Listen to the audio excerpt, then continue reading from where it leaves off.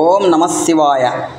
జ్యేష్ఠమాసం అమావాస్య శుక్రవారం సందర్భంగా శ్రీ మంజునాథ స్వామి అన్నపూర్ణేశ్వరీ దేవి విజయ గణపతికి ప్రత్యేక పూజా కార్యక్రమాలు, అలాగే ఆరుద్ర నక్షత్రం కూడా ఉండడం వలన ఈరోజు శ్రీచక్ర సహిత అష్టకాల భైరవలింగానికి కూడా ప్రత్యేక పూజా కార్యక్రమాలు.